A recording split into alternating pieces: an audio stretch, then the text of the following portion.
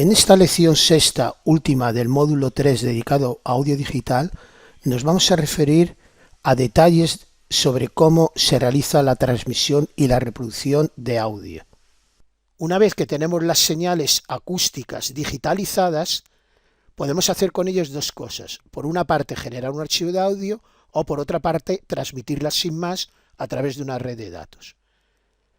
Para almacenar como un archivo una señal de sonido, lo que se hace es almacenar en posiciones consecutivas los valores obtenidos en la conversión, es decir, las muestras codificadas. Y antes de los datos de la señal audible, se incluye una cabecera con información sobre el tipo de fichero y sus parámetros, en lo que se llaman metadatos. Se indica el formato del fichero, frecuencia de muestreo, etc., para poder luego recuperar y reproducir la señal original.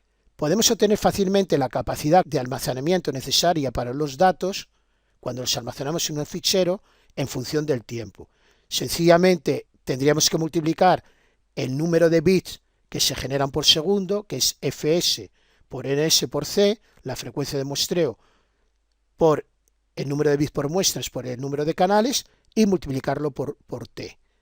T es segundos. Y si esta capacidad la queremos expresar en bytes, sencillamente tenemos que dividir por 8. Como hemos visto antes, un minuto en calidad CD necesita del orden de 10 megabytes, que es una capacidad extraordinariamente grande. Por eso, en audio son muy importantes las técnicas de compresión de datos. En esta tabla incluyo formatos usuales para los archivos de sonidos. Tenemos el nombre del formato, la extensión de los ficheros correspondientes que se les suele poner, el códec que utilizan. Estos formatos implican compresión o no y el porcentaje de compresión. Como vemos, en algunos casos se reducen los ficheros a más de la mitad, y por otra parte el propietario de ese tipo de formato. Algunos son de empresas particulares como Apple, Sun, Microsoft, etc.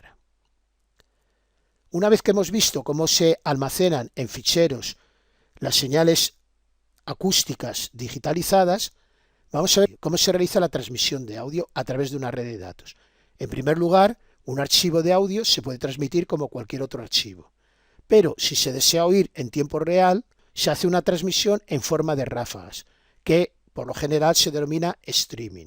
Para hacer este tipo de transmisiones es necesario que el ancho de banda del canal sea suficiente para transmitir el caudal de datos necesario. Es decir, el ancho de banda del canal debe ser al menos 2 veces el caudal de datos, 2 veces el número de bits que se transfieren por segundo. Al irse recibiendo la información, se va almacenando temporalmente en el sistema de reproducción, en una memoria especial o en una zona de la memoria principal del sistema que se denomina buffer.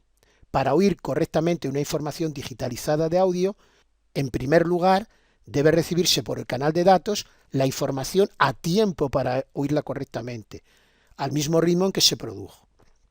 Y por otra parte, el equipo programa de reproducción debe reconstruir las señales originales a una velocidad adecuada.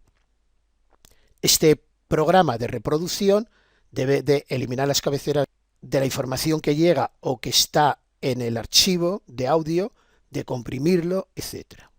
En esta imagen voy a explicar brevemente cómo se realizan las recepciones streaming de YouTube. Por una parte, la barra gris nos muestra la posición del vídeo hasta donde ha llegado a recibirse información y que está grabada ya en nuestro buffer. Por otra parte, el punto extremo de la banda roja nos indica el instante que se está visualizando, que es lo que aparece en la imagen.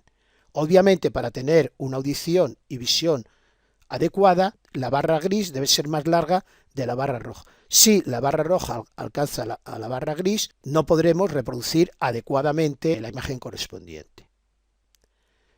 En esta imagen, con la que concluyo esta lección, pueden ver un esquema de todo el proceso completo de grabación y reproducción. La señal de presión sonora se convierte en señal eléctrica, en señal analógica. Por medio de un conversor analógico digital, se transforma a binario. Aquí hemos puesto, por ejemplo, en PCM, ocupando cada muestra 16 bits. Por otra parte, un códec nos hace una compresión, aquí lo hemos reducido pues de 16 bits a 12 bits, y esta compresión pues va a tener un formato MP3, GSM, G723, etc.